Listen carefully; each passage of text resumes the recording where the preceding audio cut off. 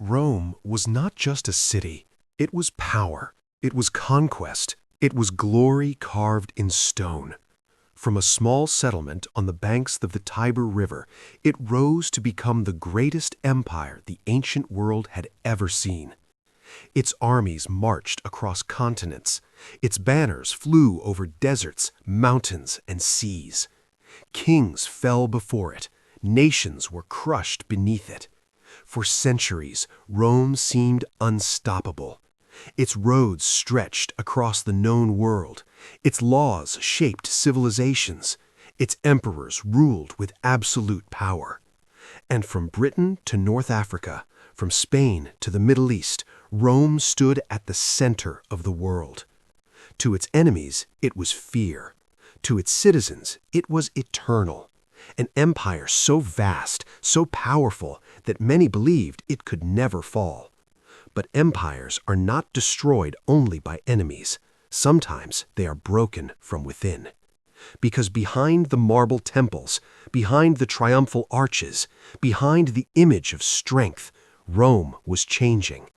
Power became corruption. Victory became greed. The army became political. Emperors rose and fell in blood. The rich grew richer. The poor grew desperate. And the empire that had conquered the world slowly began to lose control of itself. Then came the invasions, the betrayals, the civil wars, the collapse of order. And the city that once ruled the world would one day watch its own gates fall.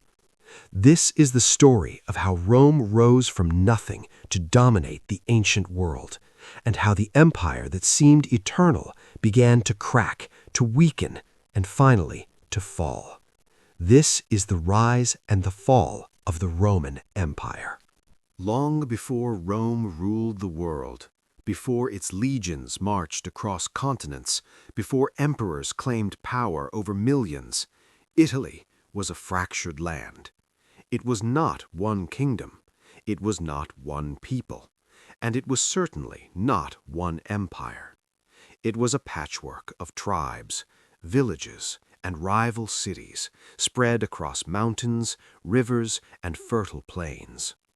At the center of this world lay the Italian peninsula, stretching into the Mediterranean like a bridge between continents. To the north rose the Alps, a vast wall of mountains that separated Italy from the rest of Europe. To the east and west, the seas opened routes for trade, war, and migration. And in the middle of the peninsula, small communities fought to survive. These early peoples were not Romans, not yet. They were Latins, Sabines, Samnites, Etruscans, and many others. Each had its own customs, its own leaders, its own gods, its own ambitions. Some lived in hilltop settlements, protected by wooden walls and steep ground. Others farmed fertile valleys, raising animals, growing grain, and defending what little they had. Life was harsh, security was fragile, and power was always uncertain. Among these early peoples, one civilization stood above the others in wealth and influence: the Etruscans. To the north of early Rome, in what is now central Italy, the Etruscans built prosperous cities. They traded metal, crafted fine art, and developed political systems more advanced than many of their neighbors. Their rulers were powerful. Their religion was deeply woven into public life. Their engineers drained marshes, built roads, and shaped cities with skill. To the peoples around them, the Etruscans seemed sophisticated, rich, and formidable, and for a time they would deeply influence the people who would later become the Romans. But the Etruscans were not the only outside force shaping Italy. Across the southern coast, another civilization had arrived: the Greeks. Greek settlers crossed the sea and founded colonies in southern Italy and Sicily. They brought language, architecture, trade, philosophy, and warfare. These Greek cities became wealthy and powerful. Their temples rose in stone, their merchants crossed the Mediterranean, their culture spread far beyond their walls. Southern Italy became so influenced by them that later historians would call it Magna Graecia, Greater Greece. So even before Rome became Rome, Italy was already being shaped by stronger civilizations around it. The north felt the power of the Etruscans, the south felt the influence of the Greeks, and in the middle of the peninsula, small Latin communities struggled for space and survival. Among those communities was a modest settlement on the banks of the Tiber River, a place of little importance, a cluster of hills surrounded by farmland, close enough to the sea for trade, but inland enough for protection. It was not yet the heart of an empire. It was simply one town among many, but its location mattered. The Tiber River offered access to trade, the nearby hills offered defense, and the land around it could support a growing population. This settlement, according to later legend, would become Rome. At first, Rome was not exceptional. It did not command vast armies. It did not command great wealth.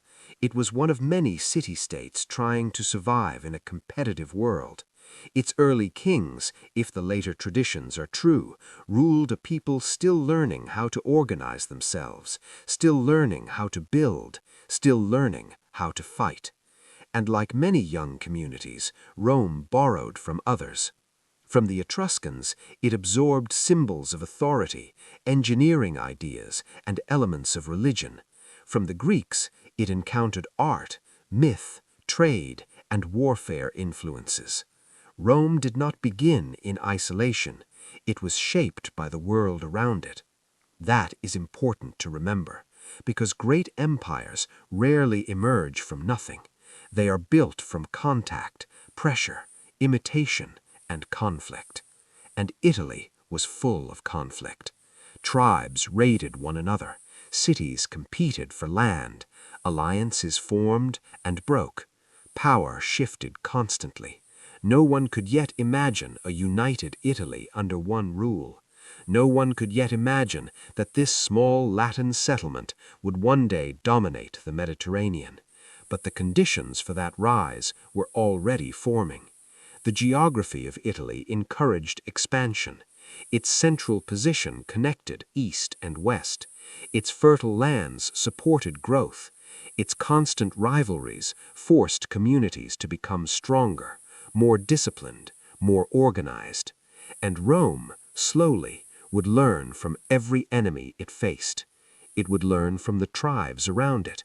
It would learn from the Etruscans above it. It would learn from the Greeks below it. And in time, it would become something none of them expected. Not just another city, not just another kingdom, but a power that would consume them all.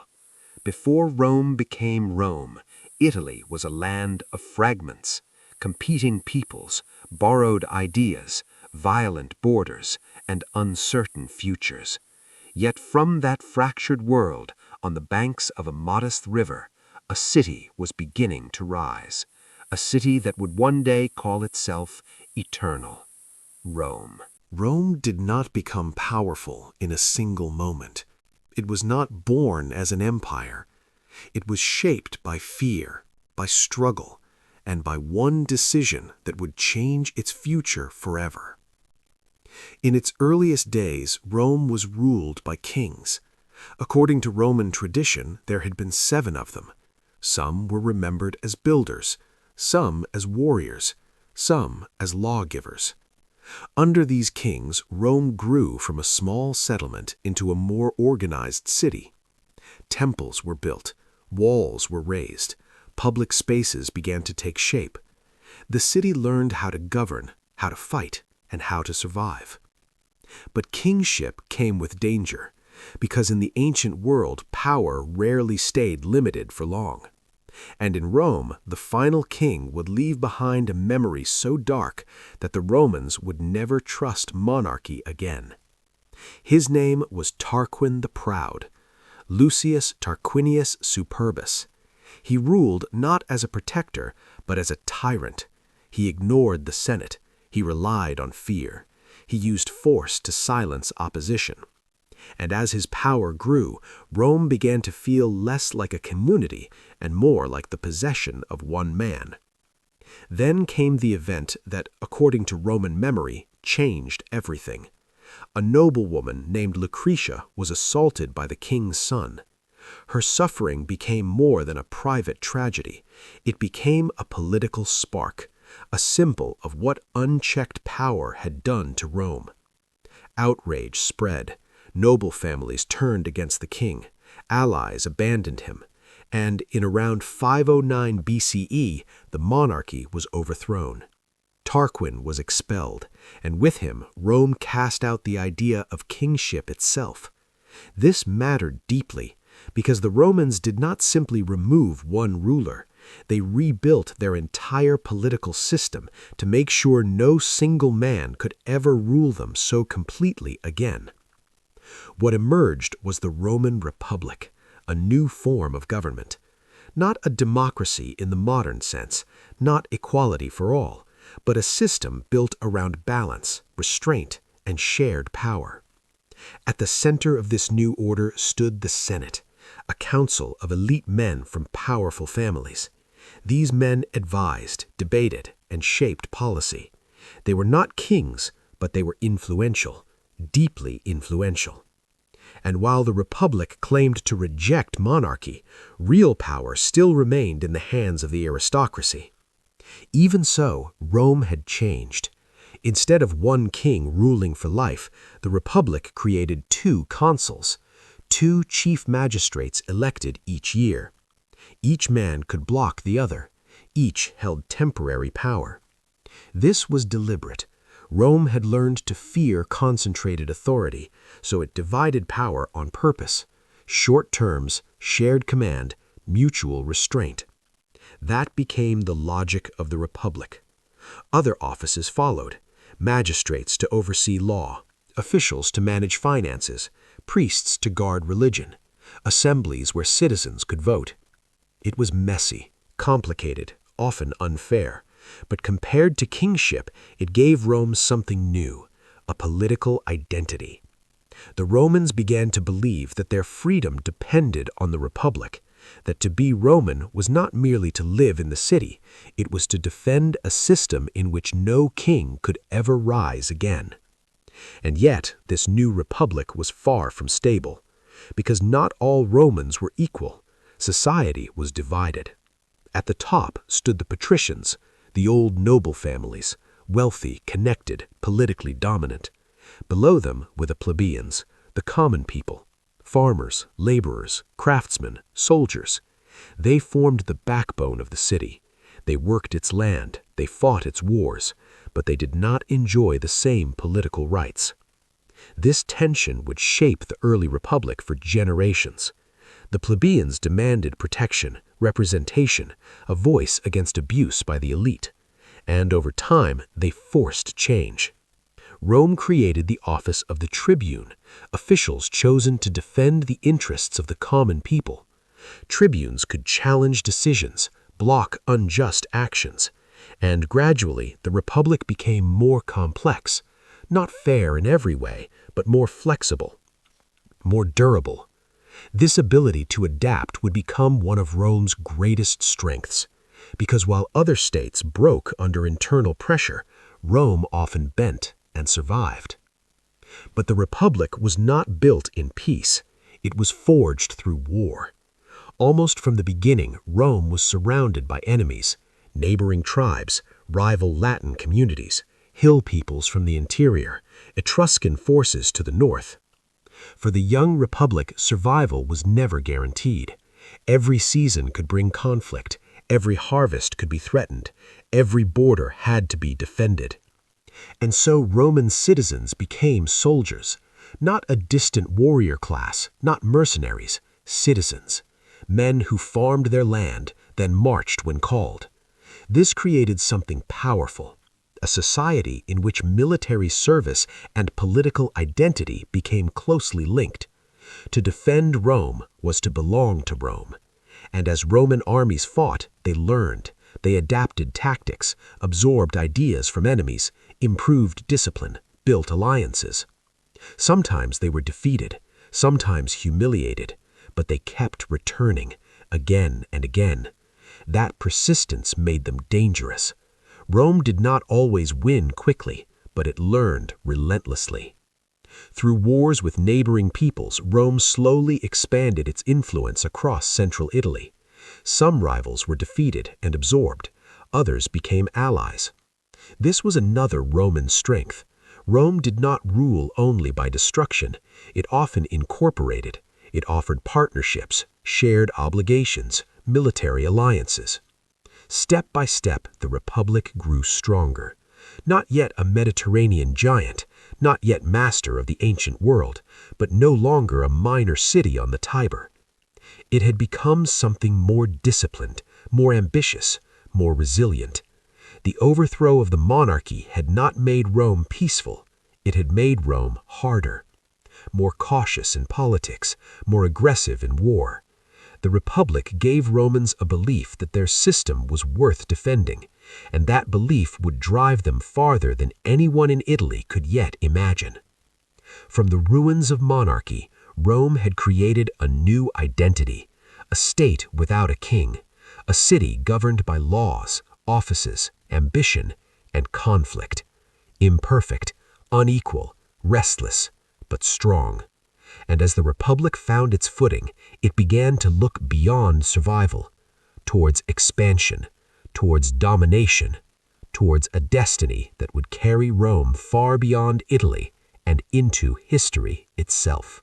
Rome had survived kings. It had survived internal conflict. It had fought its neighbors and slowly bent Italy to its will. But Italy was no longer enough.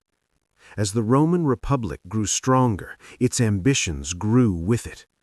And beyond the Italian peninsula, across the blue waters of the Mediterranean, stood the real prizes.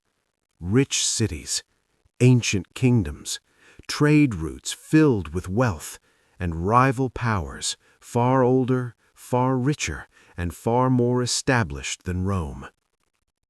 For centuries, the Mediterranean had been a world of competing civilizations. Greek cities traded across the sea. Phoenician merchants built colonies from North Africa to Spain. Kings ruled in the east. And among all these powers, one city stood as Rome's greatest rival, Carthage. Carthage was not a minor state.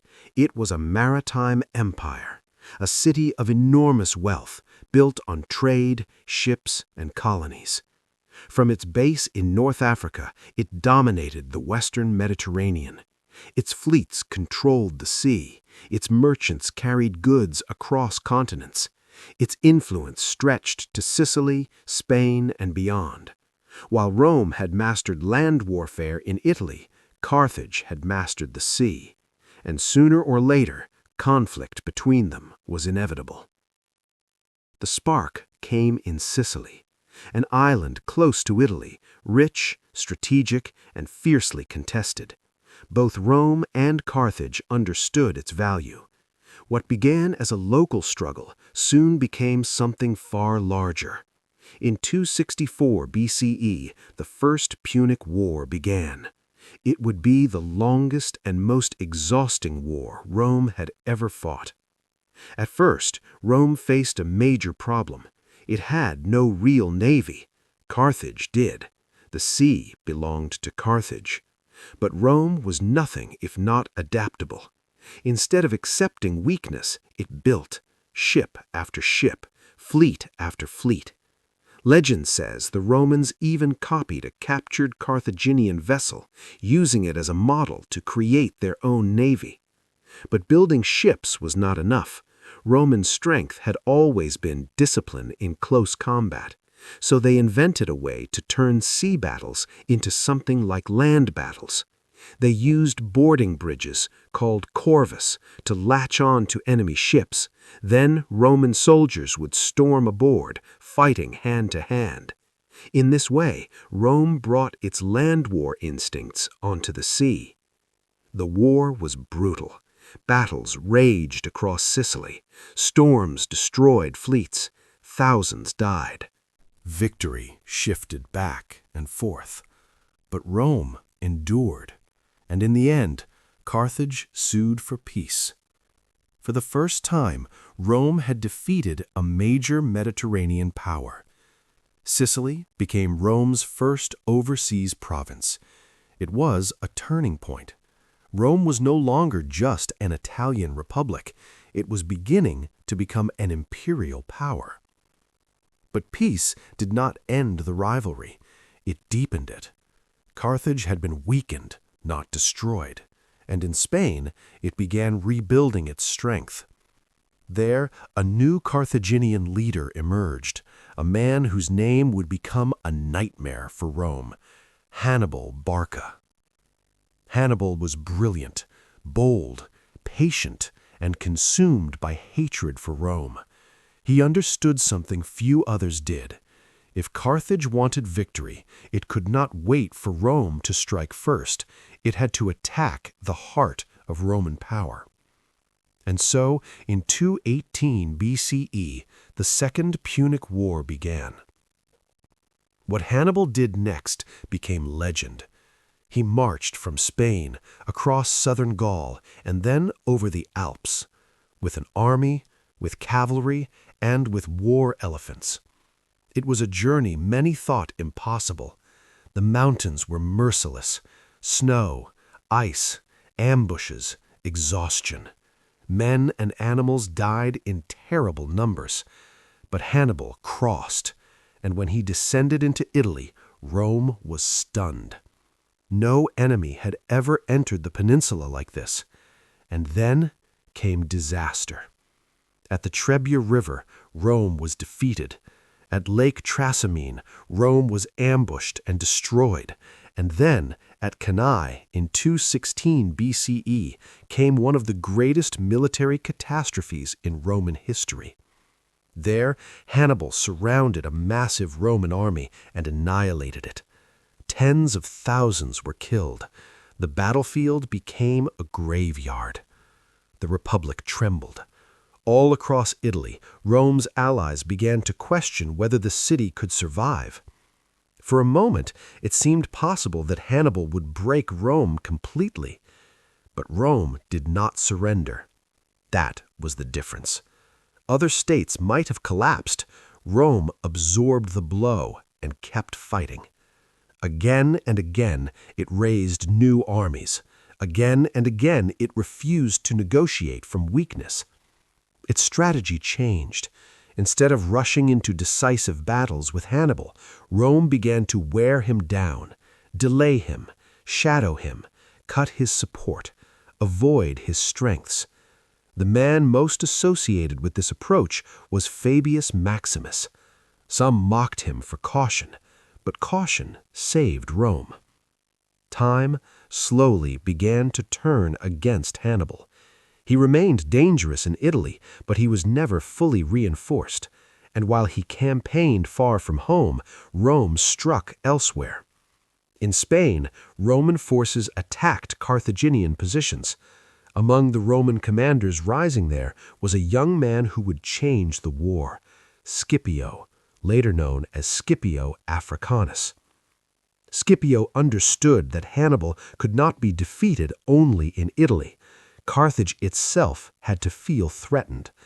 So Rome carried the war into North Africa. That forced Hannibal to leave Italy after years of campaigning.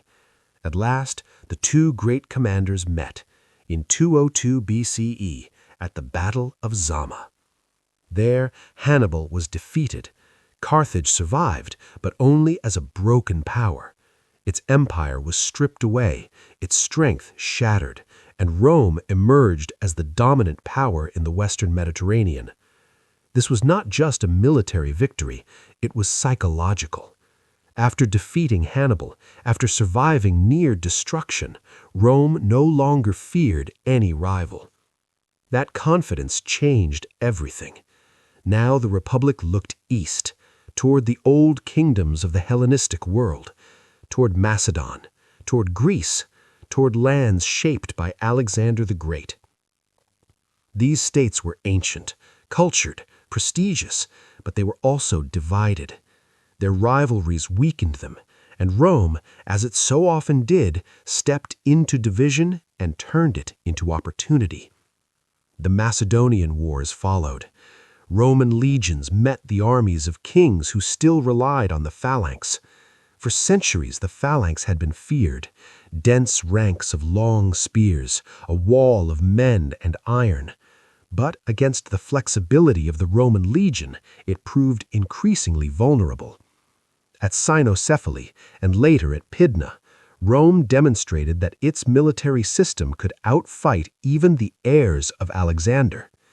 Macedon fell. Greek independence shrank, and though Rome often claimed it was liberating Greek cities, its influence spread relentlessly. Soon, Greece itself was under Roman domination. Its art, philosophy, and culture deeply impressed the Romans, but admiration did not prevent conquest. Rome took what it respected and ruled what it conquered. By the 2nd century BCE, the map of the Mediterranean had changed dramatically. Sicily, Spain, North Africa, Macedon, Greece, all now lay within Rome's expanding power. And still, one symbol of old rivalry remained: Carthage. Though defeated, the city still existed, and in Rome there were men who believed that was unacceptable. Among them was Cato the Elder, who ended speeches with the same warning: Carthage must be destroyed. Eventually, Rome acted.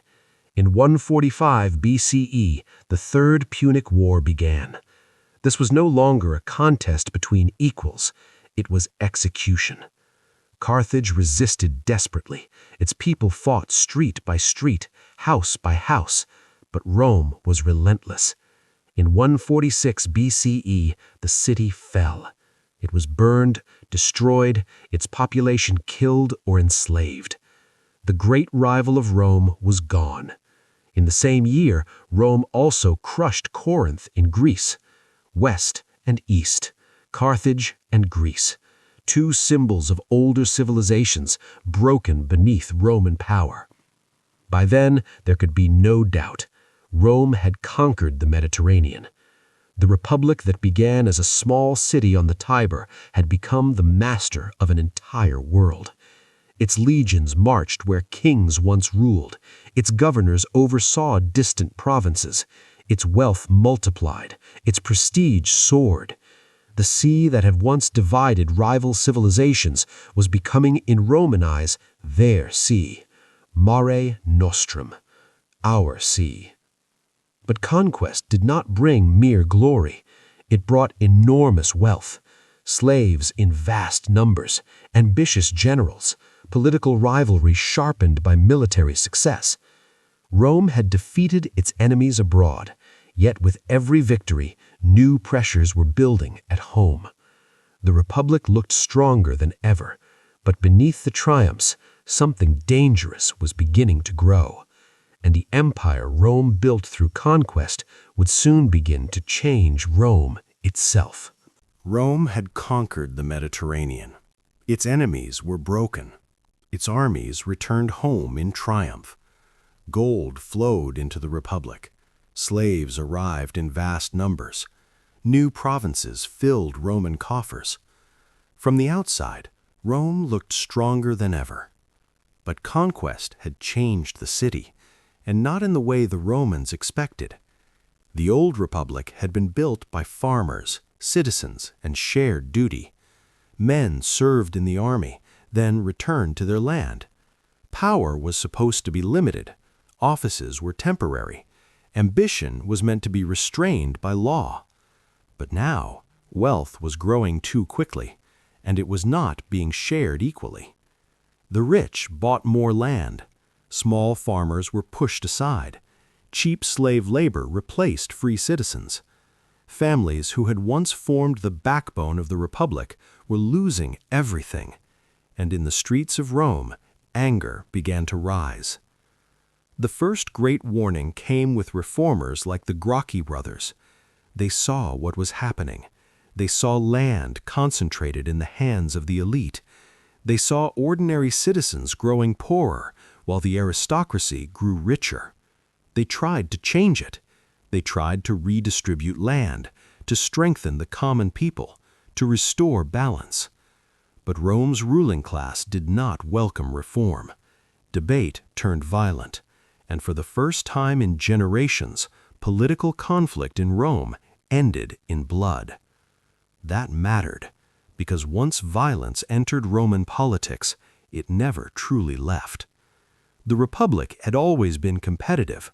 Now it was becoming dangerous. As the years passed, the army itself began to change. One general in particular helped reshape it, Gaius Marius. Marius opened military service to poorer citizens, men who owned little or no land. This made Rome's armies larger, more professional, more effective, but it also created a new problem. Soldiers now depended less on the state and more on the general who recruited them, paid them, and promised them rewards. Their loyalty began to shift, not to the Republic, to commanders. This was a turning point, because Rome's greatest strength, its army, was slowly becoming a political weapon. Then came Lucius Cornelius Sulla, a brilliant and ruthless general. When political rivals tried to strip him of command, Sulla did something unthinkable. He marched on Rome itself. A Roman general leading Roman soldiers against the city of Rome. It shattered an old taboo. The army had once defended the Republic. Now it could be used to seize it. Sulla took power by force. Enemies were hunted down. Lists of the condemned were posted publicly. Men were killed not only for politics, but for convenience, revenge, and profit. Fear spread across the city. Though Sulla eventually stepped down, the damage was done. The Republic had crossed a line.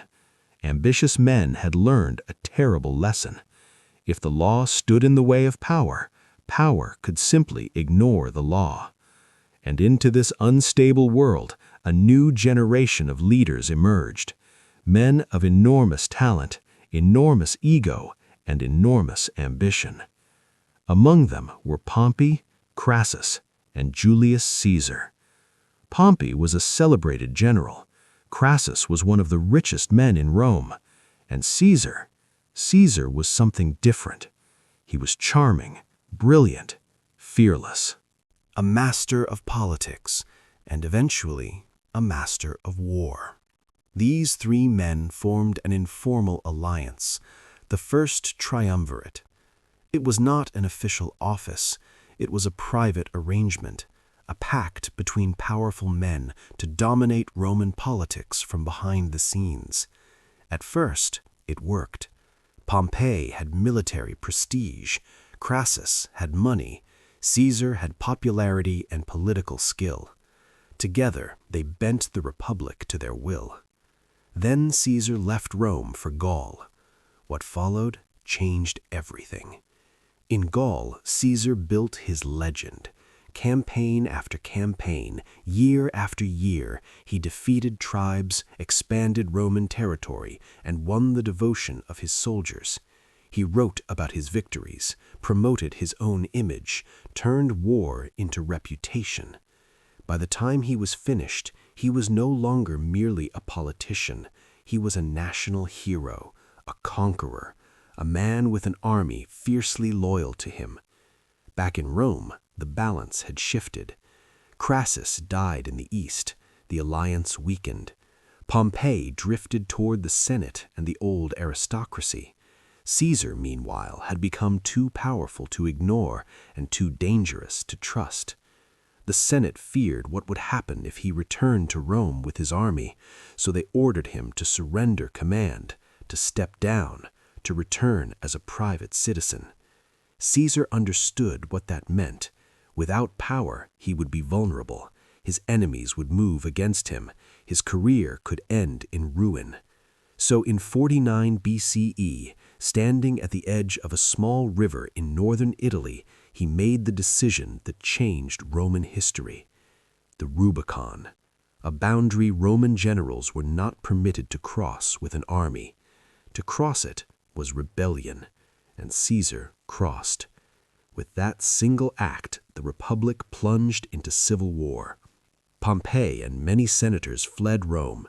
Caesar advanced quickly. The struggle that followed stretched across the Roman world: Spain, Greece, Egypt, North Africa. Battle after battle, Caesar defeated his rivals. Pompey was finally beaten and then murdered in Egypt.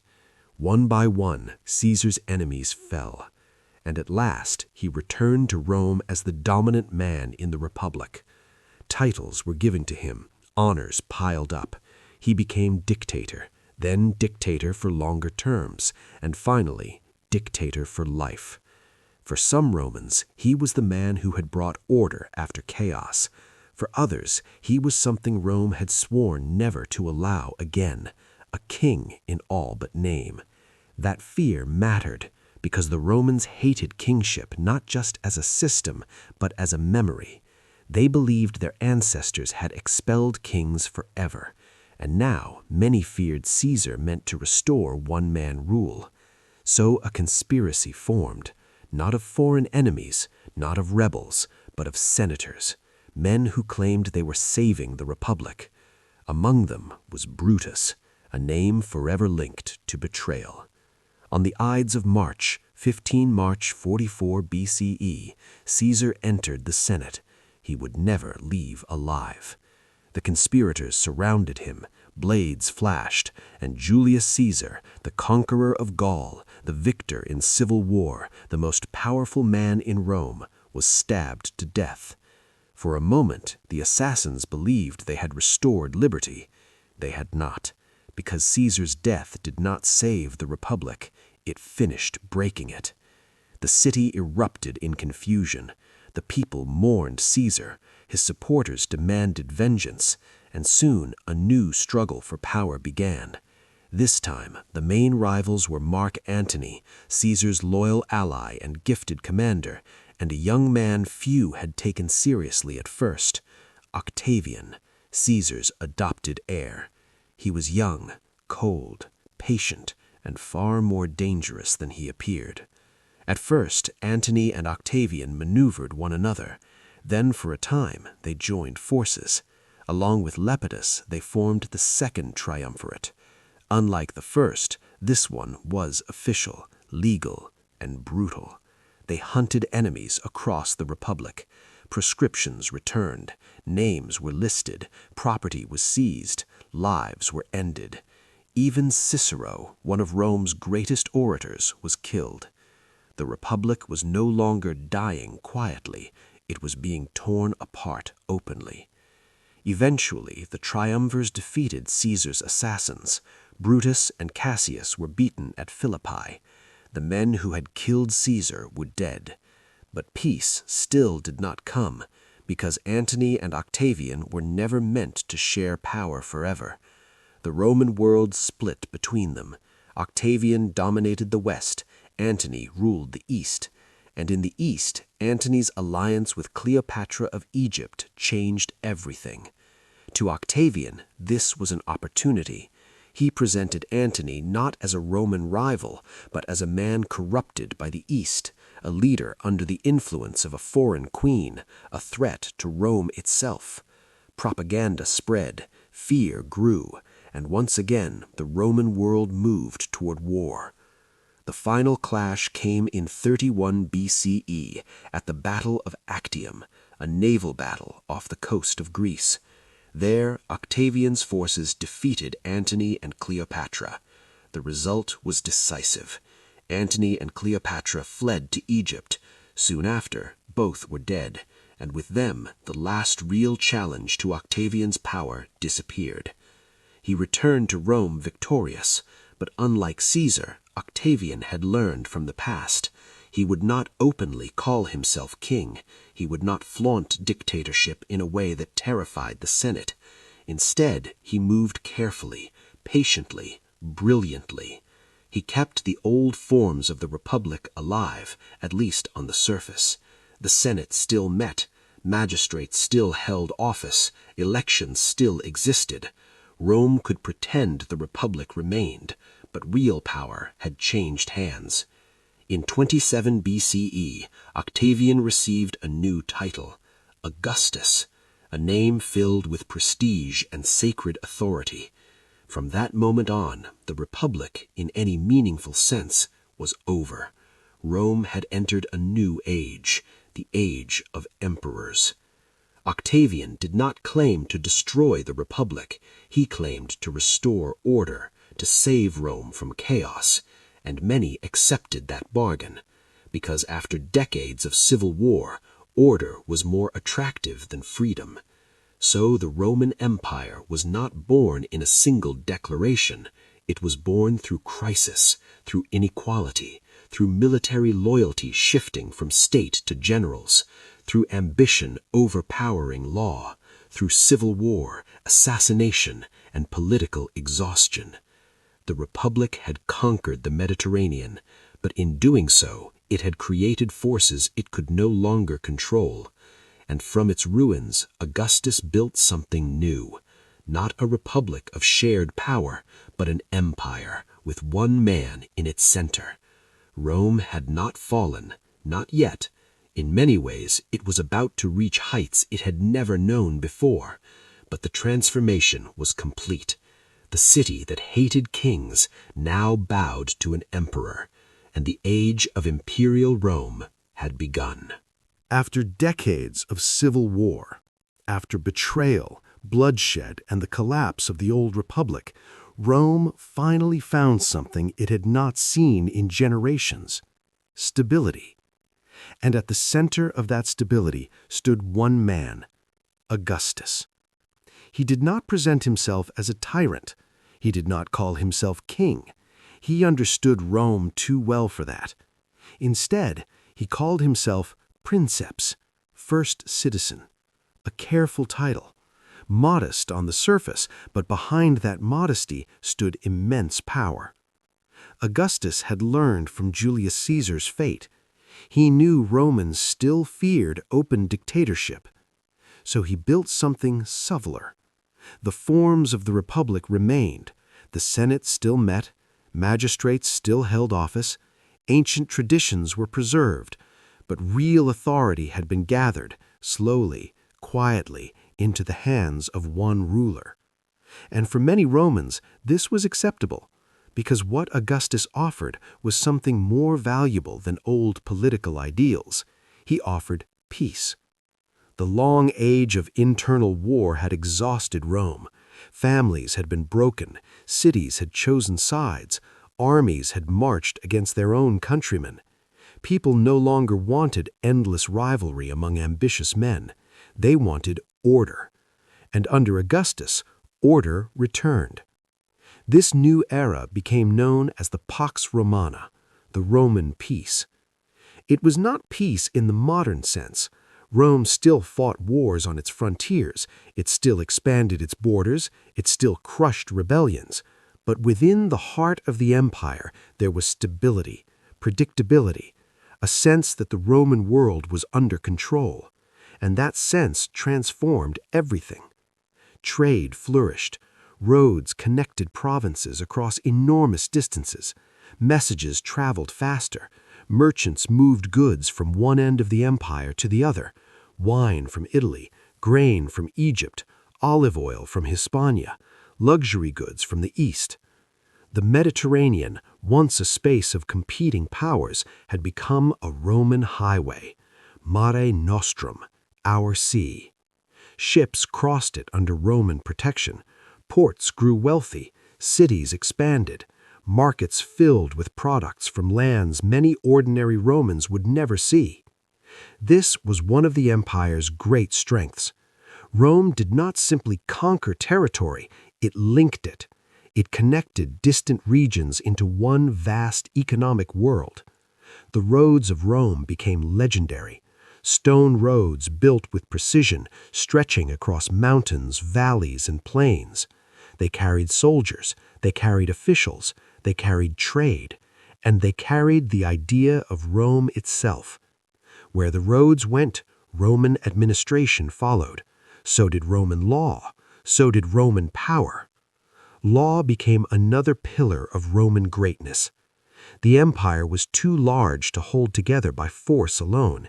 It needed rules, systems, a structure that could be understood from Britain to Syria. Roman law helped create that structure. Citizenship mattered, contracts mattered, property mattered. The state increasingly presented itself not only as powerful, but as orderly. That sense of order gave Rome a kind of durability many ancient empires lacked. It made conquest feel permanent. Augustus also understood symbolism. He wanted Rome not merely to be strong, but to look eternal. Temples were restored, monuments were raised, public spaces were beautified. He famously claimed that he found Rome a city of brick and left it a city of marble. That line captured something important. Augustus was not only building an empire, he was building an image of prosperity, of dignity, of civilization at its peak. And that image mattered, because empires are sustained not only by armies, but by belief. People had to feel that Rome was destined to rule, that its order was natural, that its greatness was permanent. And under Augustus, many did. The Roman army also changed. The chaotic forces of the civil wars gave way to a more stable military system. The legions became professional, disciplined, and permanent. No longer temporary citizen armies raised only when needed. These were standing forces, trained, organized, stationed at key frontiers. They defended the empire's borders from Britain to the Danube, from the Rhine to the deserts of the East.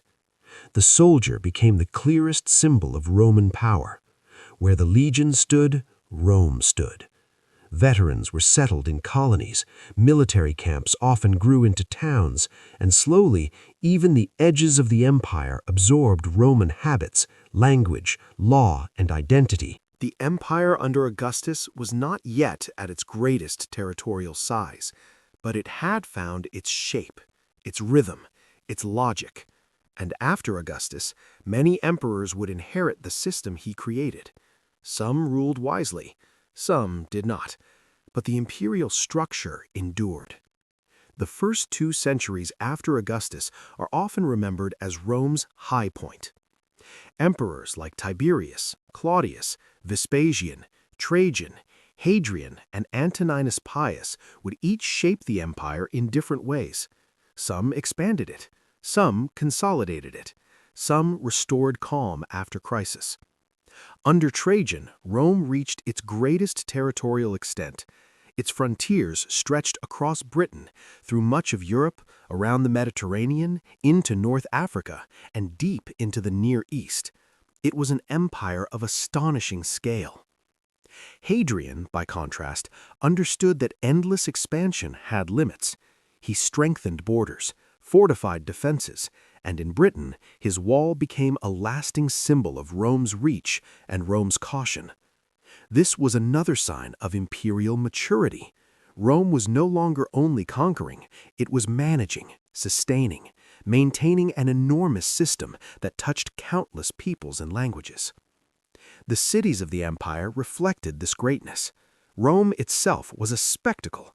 Temples, forums, baths, aqueducts, amphitheaters, crowded streets, and towering public buildings. The Colosseum would later stand as one of the most famous symbols of Roman engineering and imperial culture. It was a monument to scale, to public life, to entertainment shaped by power. Aqueducts carried fresh water into cities. Bath complexes became centers of daily life. Engineering was not separate from empire. It was one of the ways empire was experienced. Ordinary people could see Roman power in stone arches, in paved streets, in flowing fountains, in arenas filled with thousands. Citizenship also evolved during this age. To be Roman increasingly meant more than living in the city of Rome itself. Across the provinces, local elites adopted Roman customs, served in administration, learned Latin, built Roman-style buildings. Some gained citizenship as reward or privilege. This helped bind the empire together.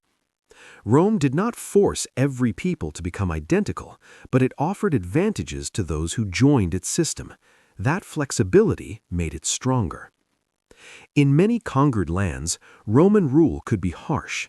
Taxes were demanded, rebellions were crushed, local freedoms were limited. But Rome also brought roads, cities, law, trade, and access to imperial networks. For some, Roman rule was oppression. For others, it was opportunity. That contradiction sat at the heart of empire. And still, from the outside, Rome appeared invincible. Its armies were feared, its emperors were obeyed, its economy linked continents, its architecture defied time, its culture spread far beyond its borders. To many living within it, Rome must have seemed unshakable, eternal. But appearances can be deceptive, because even during its golden age, the seeds of future weakness already existed. An empire this vast was expensive. Its politics still depended on the character of individual rulers. Its army, though disciplined, remained deeply tied to power. Succession was never fully secure. Wealth remained unevenly distributed. And beneath the marble, beneath the order, beneath the image of permanence, pressure was quietly building. Still, for a time, Rome truly stood at the center of the known world, a superpower of roads and law, of armies and stone, of ambition made empire. This was the age when Rome shone brightest, the age when it seemed not only dominant, but destined. And that is what made what came later so extraordinary, because the greater the empire, the more shocking its decline. Rome had reached its golden age, its highest point, its moment of greatest confidence. But no empire, no matter how rich, how feared, or how brilliantly built, escapes the weight of time forever. From the outside, Rome still looked magnificent. Its emperors ruled from marble palaces. Its roads stretched across continents. Its legions guarded frontiers from Britain to Syria. Its cities were crowded with trade, wealth, and spectacle.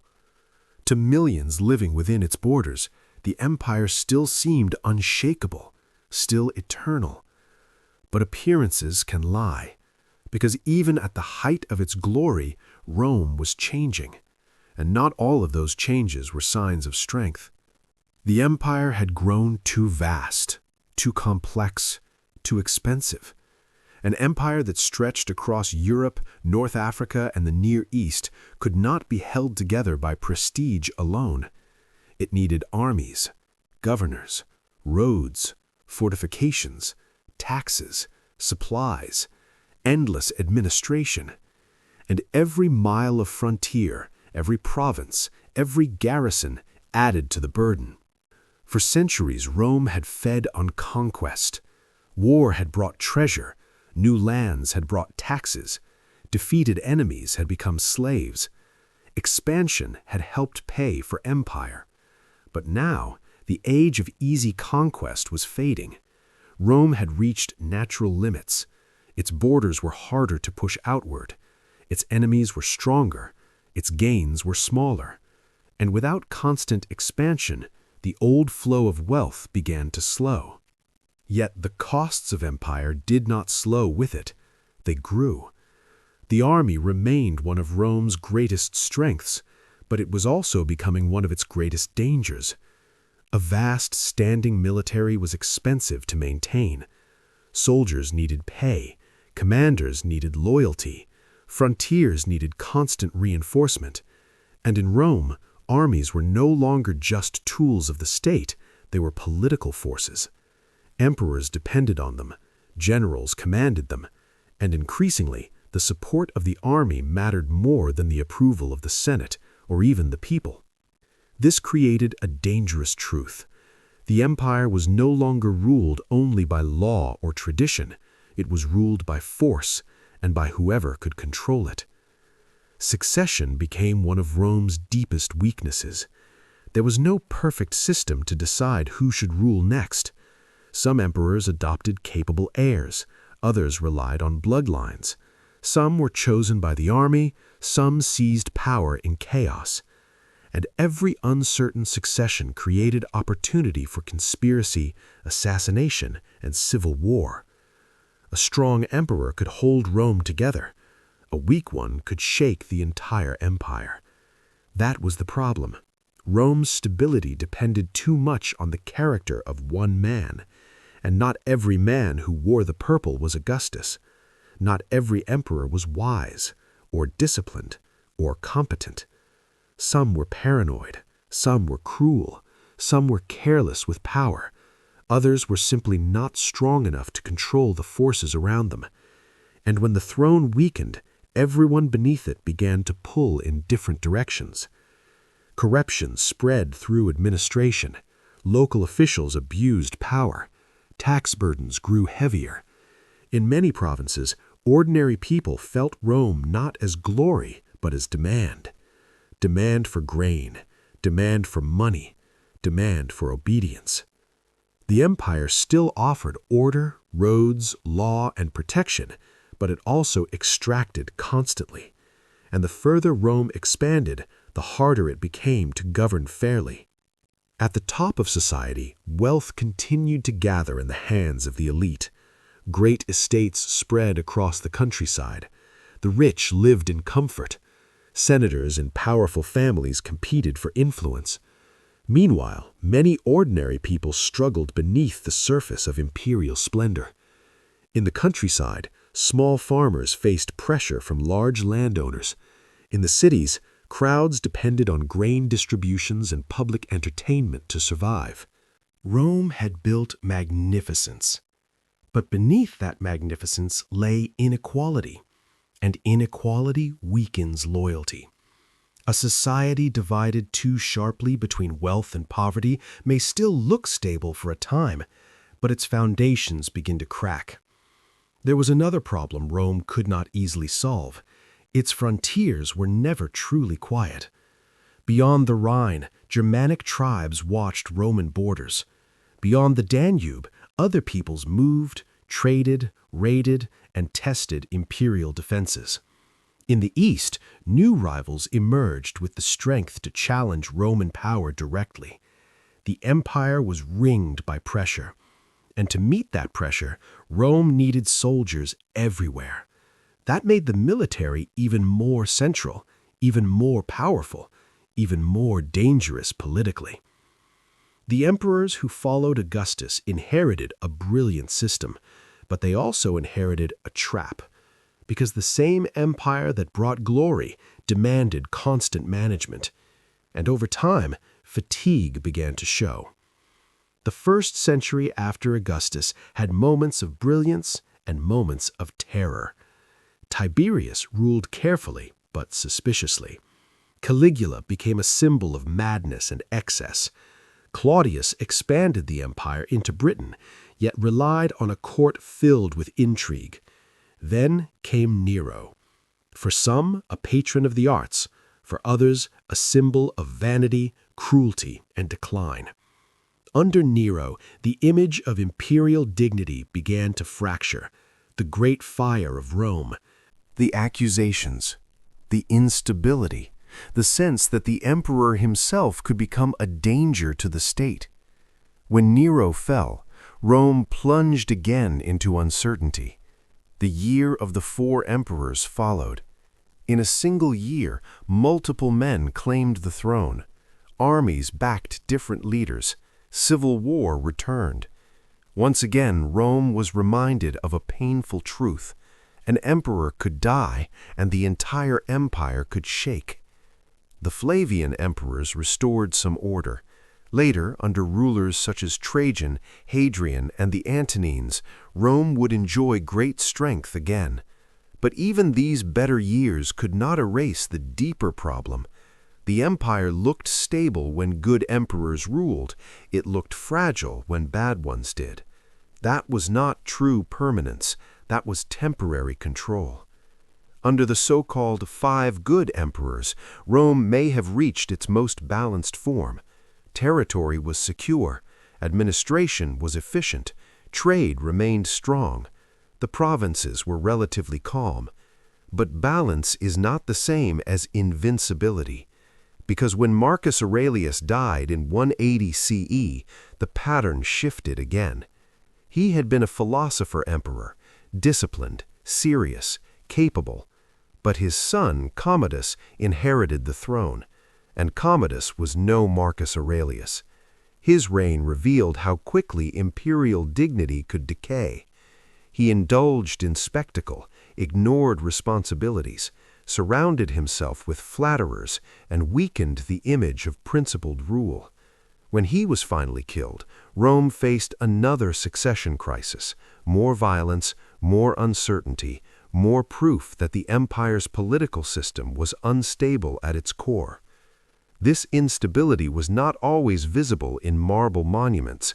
It could not always be seen in triumphal arches or crowded forums, but it was there, in the fear of the next succession, in the growing influence of the army, in the burden of taxes, in the widening gap between emperor and citizen, in the cost of defending a giant empire that could no longer easily grow richer through conquest. Rome was still powerful, still feared, still vast, but the confidence of its golden age was beginning to fade. The empire had become too dependent on momentum, too reliant on strong rulers, too vulnerable to internal fracture. From the outside, its buildings still stood, its legions still marched, its banners still flew, but inside, the structure was under strain. The marble was beginning to crack, and soon those cracks would widen into crisis, not because one battle was lost, not because one enemy was too strong, but because Rome, for all its greatness, had begun to weaken from within. The empire that had conquered the world was still standing, but it was no longer as solid as it seemed. Rome had survived bad emperors. It had survived corruption. It had survived the slow cracks forming beneath its golden age. But in the 3rd century, those cracks became something far worse. They became a crisis. Not one disaster, not one invasion, not one assassination, but a chain of collapse, so relentless that for a time it seemed the Roman Empire might simply come apart. The year was 335 CE, and with the murder of Emperor Severus Alexander, a new age began, an age of chaos. What followed was not stable succession, it was violence.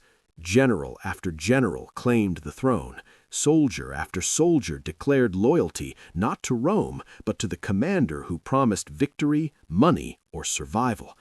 This was the age of the barracks emperors, men raised to power by the army, men who often ruled for only months, sometimes only a few years, before being overthrown, betrayed, or killed. The purple no longer looked sacred, it looked vulnerable. In earlier generations, Rome had depended too much on strong emperors. Now it paid the price, because when the throne became unstable, the whole empire shook with it. Civil war returned again and again. Armies marched against armies. Roman soldiers killed Roman soldiers, while enemies beyond the frontier watched and waited. This was one of the greatest dangers Rome faced. Its strength was being consumed internally. Every civil war drained soldiers, drained money, drained trust, and while emperors fought for power, the empire's borders began to fail. Along the Rhine and Danube, Germanic tribes pressed harder. Raids became invasions, frontier defenses weakened. Cities that had once felt secure now feared attack. In the east, the old balance shifted too. The Parthian Empire was gone. In its place rose a new and aggressive power, the Sasanian Persian Empire, more centralized, more ambitious, more dangerous. Unlike scattered raiders on the frontier, the Persians could challenge Rome state to state, and they did. Roman armies were defeated. Eastern provinces came under terrible pressure. Then came one of the greatest humiliations in Roman history. In 260 CE, Emperor Valerian marched east to confront the Persian king Shapur I. It ended in disaster. Valerian was captured, a Roman emperor taken alive by a foreign enemy. The symbolism was devastating. For centuries, Rome had projected invincibility. Now the world saw something different. The empire could be beaten, its ruler could be broken. And as if that were not enough, the empire itself began to fracture. In the West, chaos and insecurity gave rise to a breakaway state, the Gallic Empire. It pulled away from central Roman authority, taking Gaul, Britain, and parts of Hispania with it, not because it wanted to destroy Rome, but because Rome no longer seemed able to protect the provinces. In the east, another power rose, Palmyra, a wealthy desert city, strategic, ambitious, and increasingly independent. Under the remarkable leadership of Queen Zenobia, Palmyra expanded across the eastern provinces and challenged Roman control. For a moment, it seemed as though the empire might split permanently. A Roman world in pieces, a shattered west, a rebellious east, a weak center, and emperors rising and falling too quickly to repair any of it. But military chaos was only part of the crisis. The economy was collapsing too. War was expensive, civil war was worse.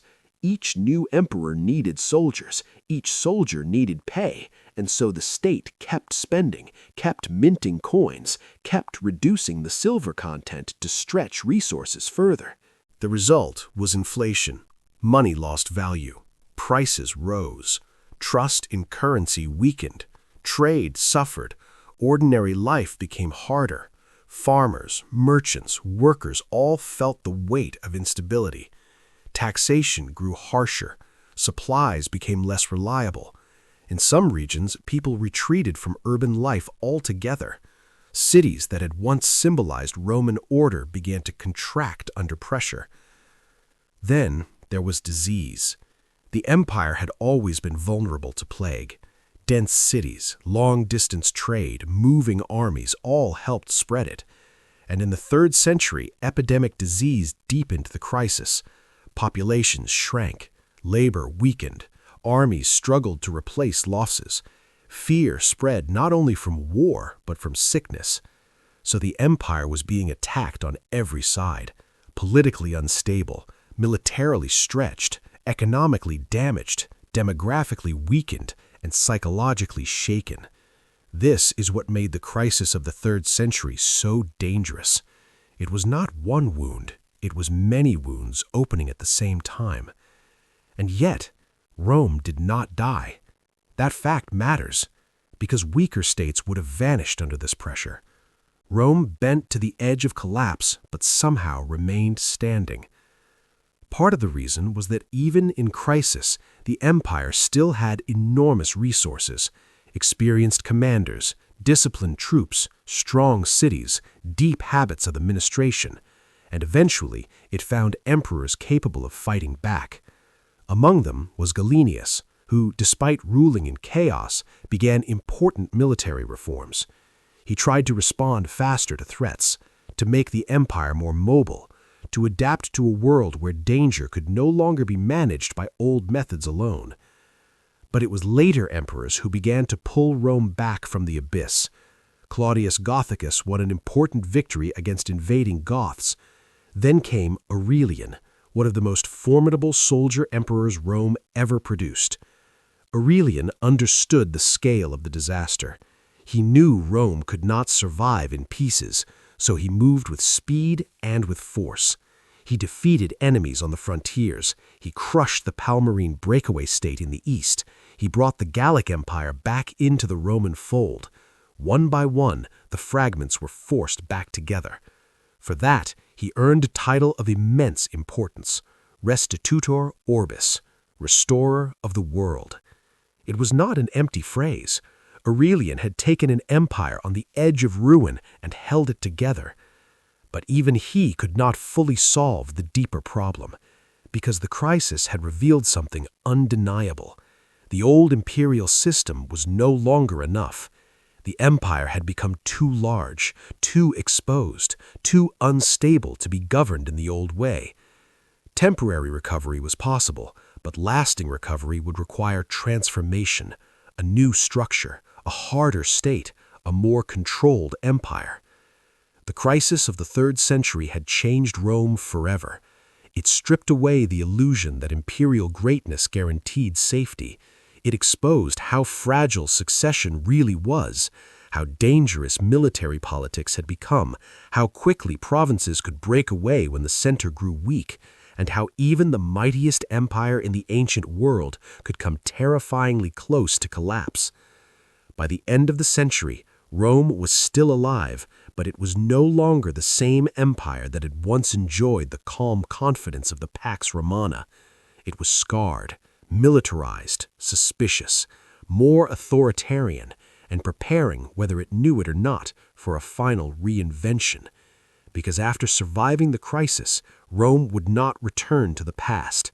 It would move into something new, a divided empire, a restructured state, and a world in which survival, not glory, would become the central question. Rome had survived the crisis. Barely. The empire was still standing, but it had been shaken to its core. Civil wars had torn it apart, provinces had broken away, emperors had risen and fallen in blood, the frontiers had burned, the economy had weakened, and for a terrifying moment it had seemed as though Rome might vanish altogether. But survival came with a price, because after the 3rd century, the old Roman Empire could not continue in the old Roman way. It was too large, too exposed, too unstable, and the men who tried to save it knew that something had to change. That man, above all others, was Diocletian.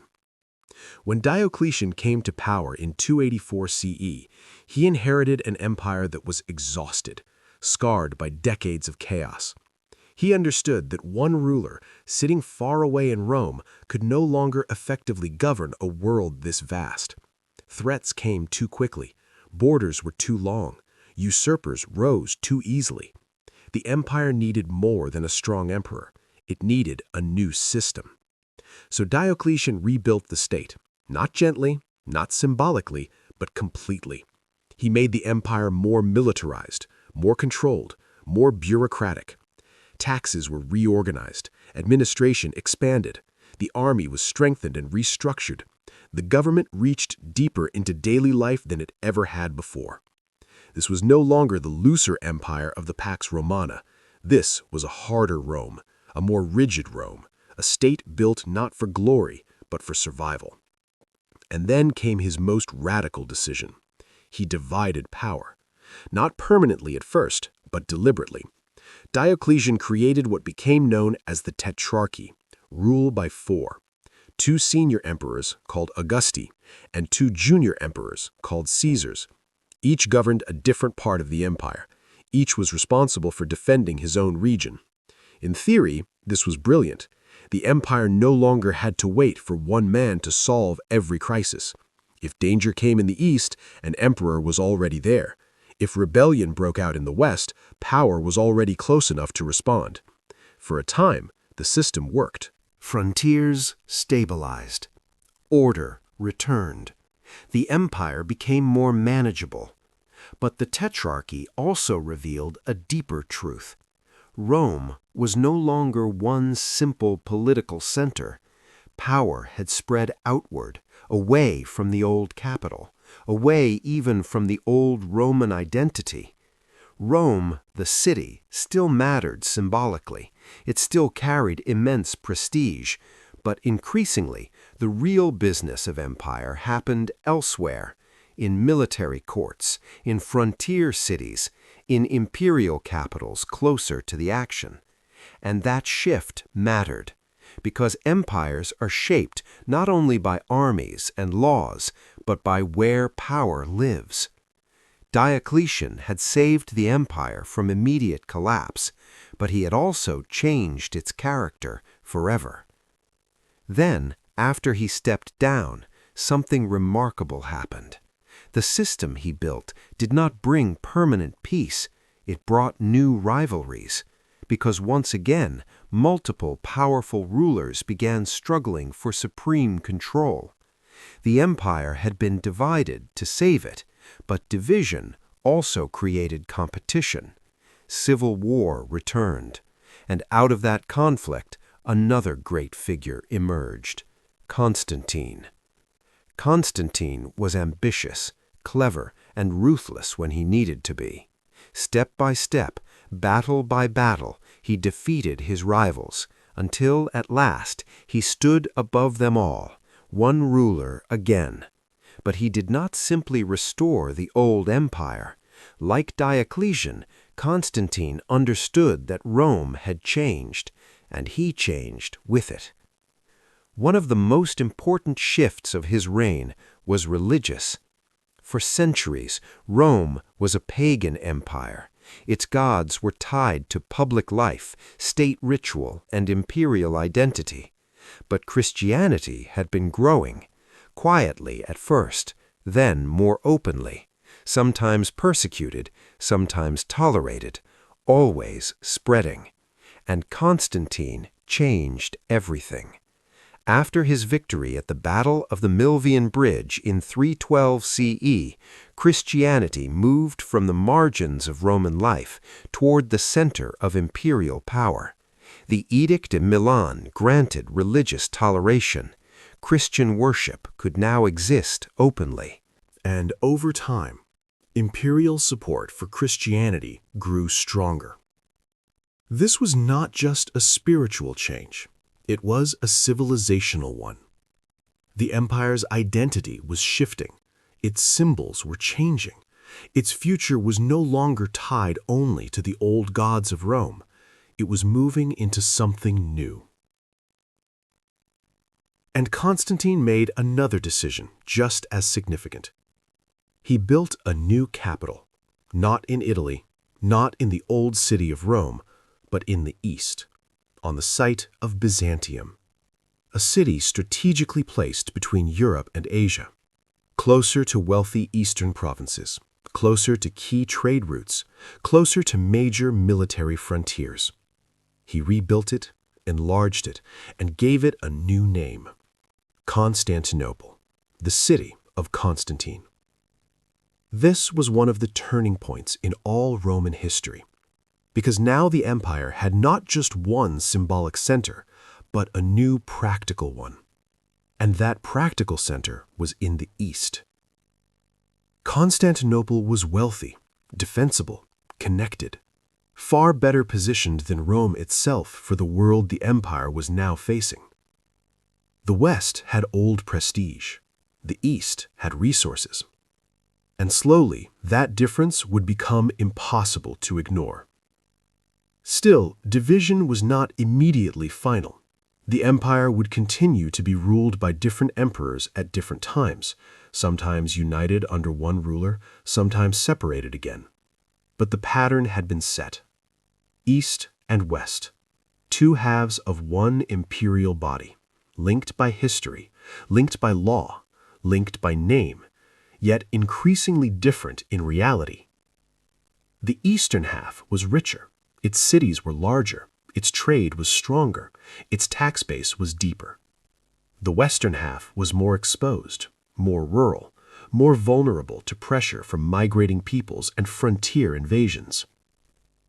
The empire had been divided because it was too large to govern easily as one, and in the short term, that division helped it survive.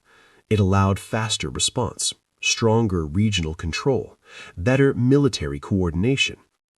But in the long term, it also made weakness more visible. Because once the empire was thought of in halves, those halves could grow apart. Different courts, different priorities, different pressures, different futures. And so the division that saved Rome also prepared the way for its transformation.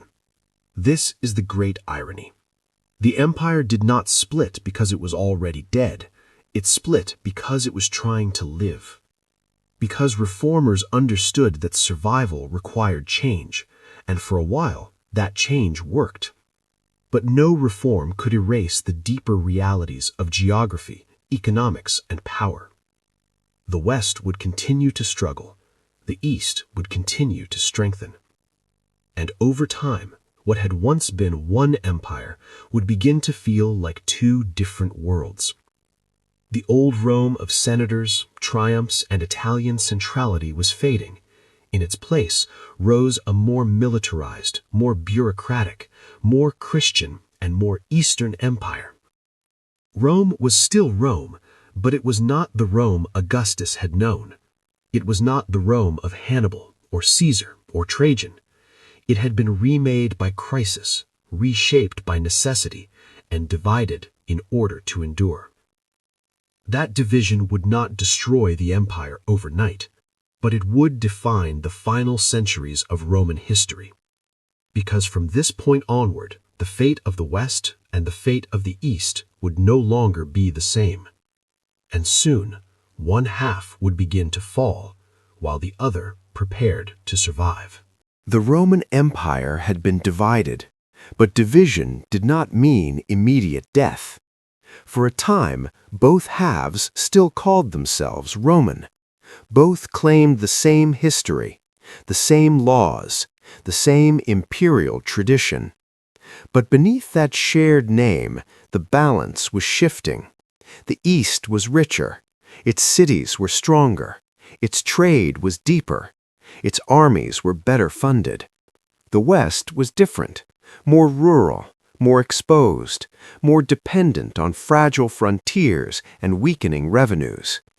And as the 4th century moved toward its end, pressure began to build, not from one enemy, not from one battle, but from movement, migration, fear, and the slow unraveling of a world order Rome had controlled for centuries. Beyond the imperial borders, entire peoples were on the move. Some fled danger, some sought land, some sought wealth, some sought survival. And behind much of this movement was another force rising from the east, the Huns, fast, violent, terrifying to those who faced them. Their advance pushed Germanic tribes toward Roman territory, and in 376 CE, a massive turning point arrived. The Goths crossed the Danube.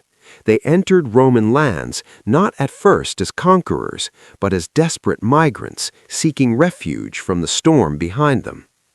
Rome allowed them in, but Rome did not manage them well.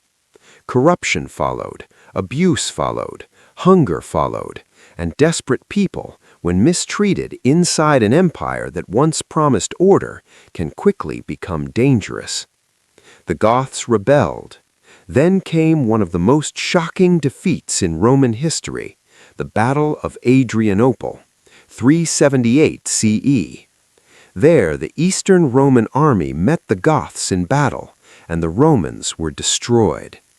Emperor Valens was killed, an emperor lost on the field, legions shattered, imperial confidence broken again. Adrianople mattered, not because Rome had never lost before, but because it revealed how vulnerable the empire had become. These were no longer the effortless victories of earlier centuries. The empire could still fight, but it could no longer assume it would always win. In 395 CE, another major turning point came. Emperor Theodosius I died.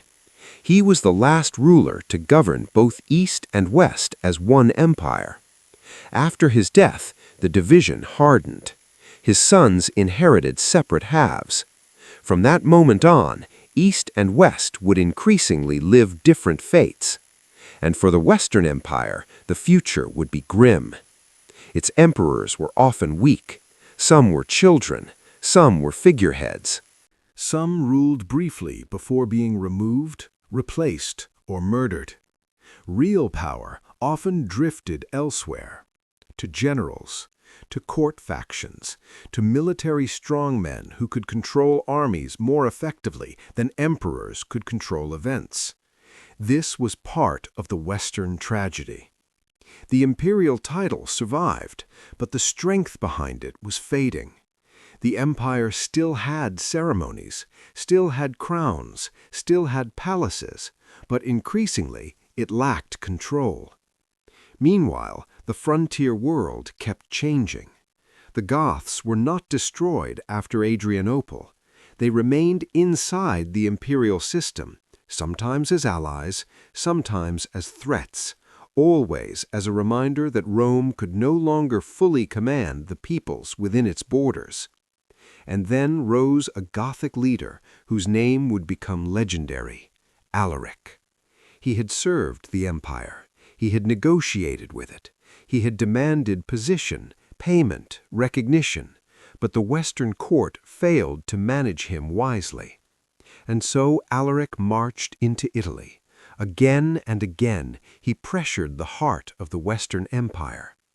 The old capital had already shifted away from Rome itself. Imperial court politics increasingly centered elsewhere, but Rome still mattered symbolically. Rome was memory. Rome was prestige. Rome was the city that had once ruled the world. And in 410 CE, the unthinkable happened. Alaric and the Visigoths sacked Rome. For 3 days, the city was plundered. The shock echoed across the Roman world. Rome had been invaded before in distant antiquity, but for centuries it had stood as the symbol of imperial permanence. Now that illusion cracked in full view of history. The eternal city was no longer untouchable. The psychological damage was immense. To Romans, to provincials, to enemies beyond the frontier, the message was clear. The Western Empire could not even guarantee the safety of its greatest symbol. Yet even then, the West did not fall immediately. That is important. Rome was wounded, humiliated, but not yet dead. The machinery of empire still functioned, unevenly, imperfectly, but it functioned. There were still armies, still tax collectors, still governors, still emperors, still hope. And some remarkable generals fought desperately to hold things together, men like Stilicho, later Aetius, commanders who understood the scale of the danger and tried to preserve what remained of Roman order. But every rescue came at a cost. The West increasingly relied on barbarian troops within Roman armies. Federate groups settled inside imperial lands in exchange for military service. This was practical, sometimes necessary, but it also meant Rome was outsourcing part of its own survival. And survival bought this way was unstable. Then came another wave of pressure. The Huns. In full force, under Attila, they became the terror of Europe. Their pressure had already driven other peoples into Roman lands. Now they threatened directly. Gaul shook. Italy trembled.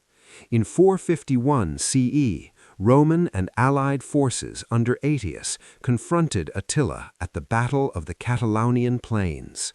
It was one of the last great military efforts of the Western Empire. Attila did not destroy the West then, but the cost of constant crisis was enormous, and even moments of survival no longer created lasting stability.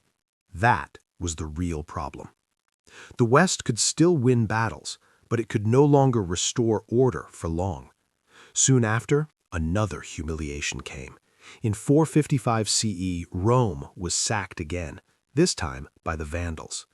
The city that had once commanded the Mediterranean was now a prize to be looted by those it could no longer control. And as these disasters mounted, Western politics decayed further. Emperors came and went. Some ruled only briefly. Some were installed by military strongmen. Some were removed as soon as they became inconvenient.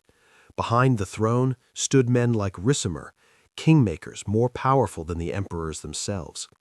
This was no longer the world of Augustus, not even the world of Diocletian. This was an empire running on memory, ceremony, and improvisation. Its old institutions survived, but their substance was fading. Province by province, the West lost coherence.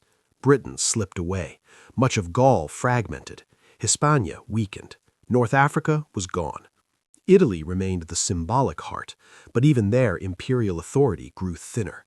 By the late 5th century, the Western emperor was emperor mostly in name.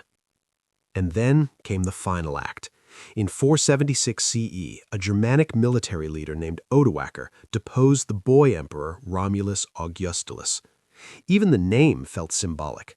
Romulus, like Rome's legendary founder, Augustulus, a little Augustus, a small echo of past greatness. He was removed without a grand final battle, without one last epic stand. That, too, is important.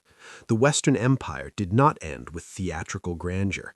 It ended in exhaustion, in political irrelevance, in the quiet recognition that the imperial office in the West no longer carried real power. Odoacer did not declare himself Western emperor. He sent the imperial insignia to Constantinople. In effect, he acknowledged that one emperor in the East was enough. The West no longer needed its own. And so, tradition marks 476 CE as the fall of the Western Roman Empire. But history is rarely that simple. Because Roman life did not vanish overnight. Cities remained, laws remained, church structures remained. Roman identity remained in many places. People did not wake the next morning and suddenly realize they were living in a completely different world. The transition was uneven, messy, gradual. Yet something undeniable had ended. The Western imperial state, the political structure that had ruled vast territories for centuries, was gone. The empire that had once conquered the Mediterranean, that had built roads across continents, that had crowned emperors, crushed kings, and called the sea its own, could no longer defend its western half. Why did it fall? Not because of one invasion, not because of one barbarian king, not because of one corrupt emperor. It fell because of accumulation, weak leadership, civil war, economic strain, military dependence, loss of territory, loss of revenue, migration pressure, foreign invasion, and above all, because the Western Empire became too weak internally to survive the world changing around it. Rome had once believed itself eternal, and in one sense it was wrong. The West fell. Its emperors vanished. Its political unity broke apart. But in another sense, Rome was not finished. Because the Eastern Empire still lived. Roman law still lived. Roman faith, language, roads, institutions, and ambitions still lived. The West had fallen, but Rome's shadow had not. And that is what makes its story so extraordinary. The greatest empire of the ancient West did not disappear in a single moment of fire. It faded, fought, fractured, and finally surrendered its crown to history. In the year 476, the last Western Roman emperor was removed from power. For many historians, that date marks the fall of Rome. A clean ending, a final page, the moment when one of history's greatest empires disappeared. But history is rarely that simple, because when we ask whether Rome fell, we must first ask another question. Which Rome? The Rome of the West, with its weakened emperors, broken revenues, and collapsing frontiers? Or the Rome of the East, still rich, still organized, still ruled by an emperor in Constantinople? Because in 476, the Roman world did not vanish. Half of it remained. The Eastern Empire lived on. Its rulers still called themselves Roman. Its laws were still Roman. Its army was still Roman. Its cities, bureaucracy, taxation, courts, and imperial traditions all continued. From the perspective of Constantinople, Rome had not ended. It had changed. It had narrowed. It had survived in a different form. And that survival mattered. For nearly 1,000 years after the fall of the Western Empire, the Eastern Roman Empire endured. What modern historians often call the Byzantine Empire was, in its own eyes, simply Rome. A Christian Rome, a Greek-speaking Rome in many of its daily realities, but still Rome, still imperial, still legitimate, still carrying forward the authority of Caesars and emperors. So if Rome truly fell in 476, how did it continue in the East? The answer is that the fall of Rome was not one single event, it was a transformation. The Western imperial court collapsed. Its political unity broke apart. Its emperor disappeared. But Roman civilization did not disappear with him. Roman law survived. Roman roads survived. Roman cities survived. Roman Christianity survived. The Latin language survived. Even the idea of empire survived. And in many of the kingdoms that replaced Rome in the West, Roman habits remained. Germanic rulers did not arrive in an empty world. They entered a Roman one. They ruled former Roman provinces, collected Roman taxes where they could, used Roman officials, lived in Roman cities, governed populations that still remembered imperial order. The Western Empire had fallen, but the Roman world remained everywhere. This is one of the great paradoxes of history. Rome failed politically in the West, yet succeeded culturally almost everywhere. Its laws shaped medieval Europe. Its language evolved into new languages. Its religion became the spiritual foundation of kingdoms that came after it. Its architecture inspired later civilizations. Its memory haunted rulers for centuries. Even men who destroyed Roman provinces often wanted Roman legitimacy. They did not dream of erasing Rome, they dreamed of inheriting it. That is why the question matters. Did Rome really fall? Yes, if by Rome we mean the Western imperial state. Yes, if we mean the political structure that once ruled from Italy across much of Europe and North Africa. Yes, that empire ended.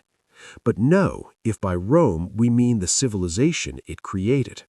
No, if we mean the laws, language, religion, roads, and institutions it spread across continents.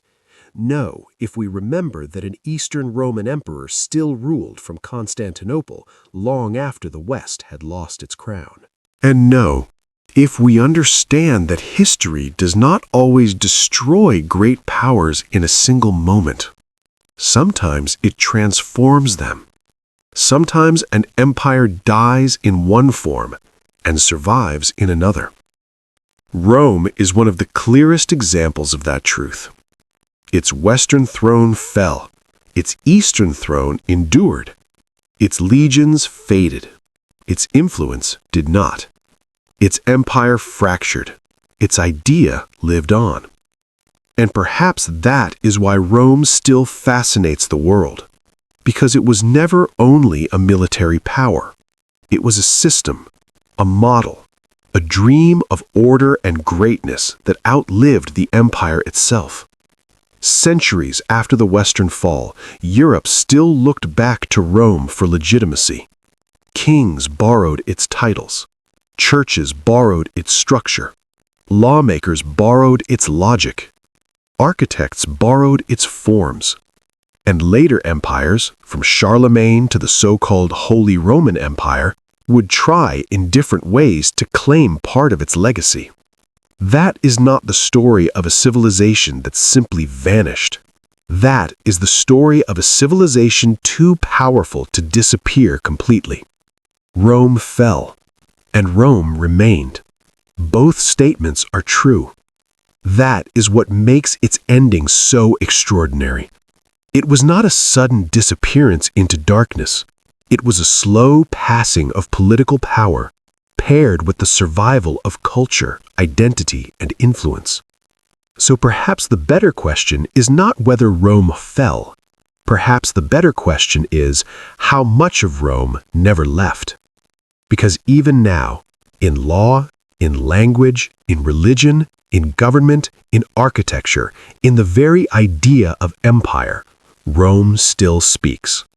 The Western Empire died, but Rome, in many ways, outlived itself. Empires rise.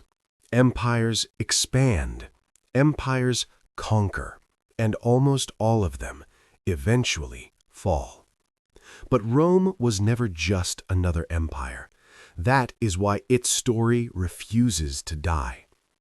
More than 1,500 years after the Western Empire collapsed, Rome still lives in the modern world.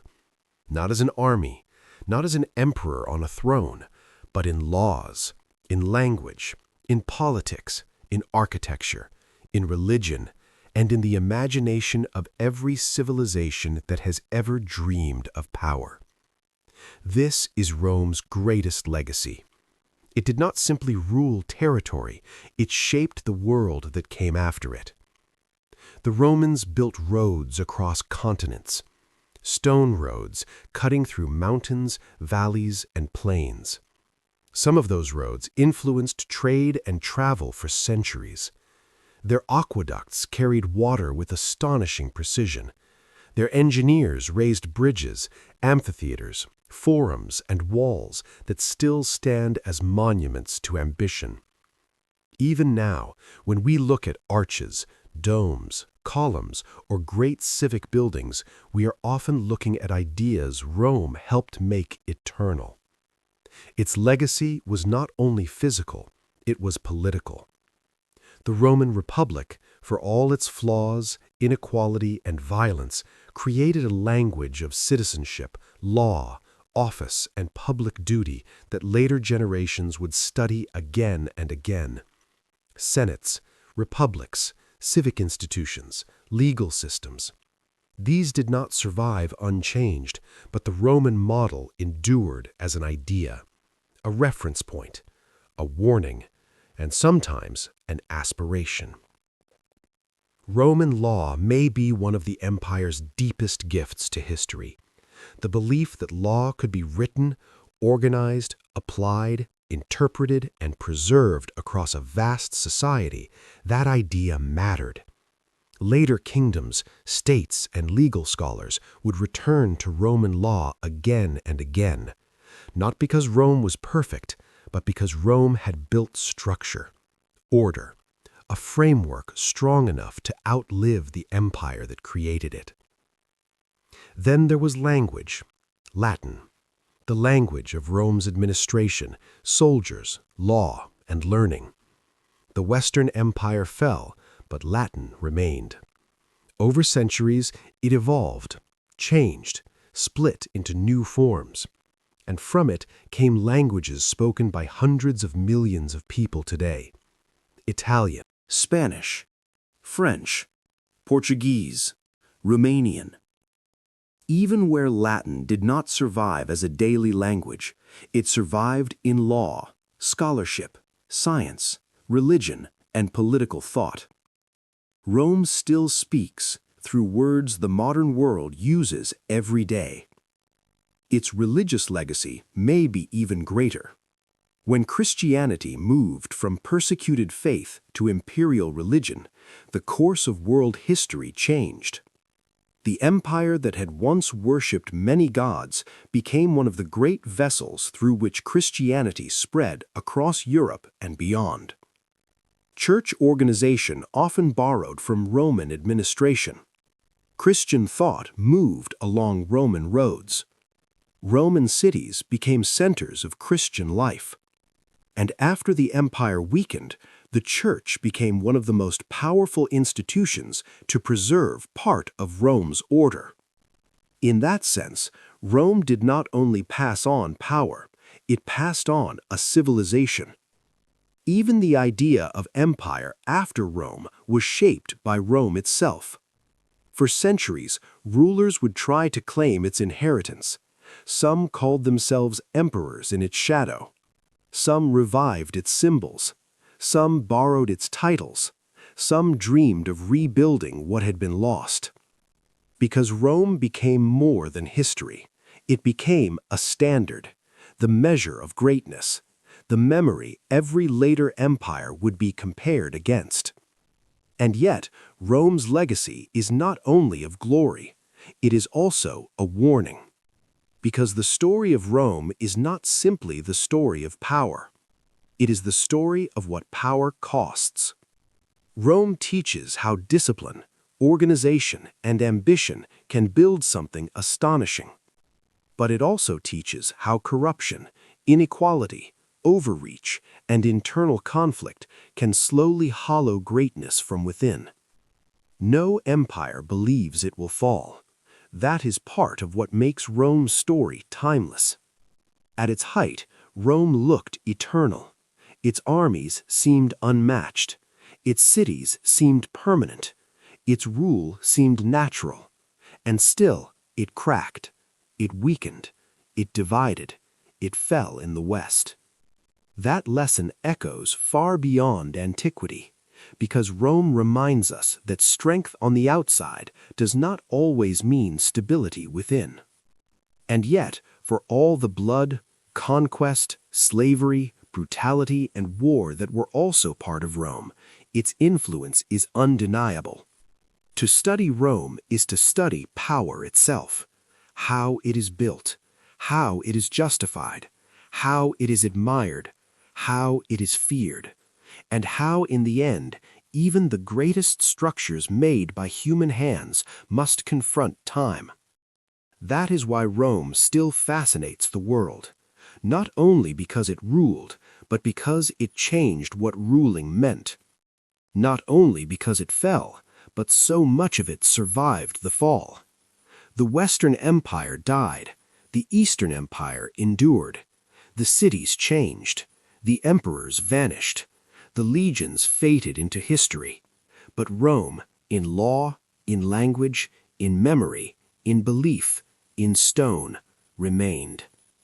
And perhaps that is the final truth of its story. Rome did not simply rise. Rome did not simply fall. Rome became something larger than empire, a shadow across history, a warning to the powerful, a model for the ambitious, and a civilization whose voice still echoes through the modern world.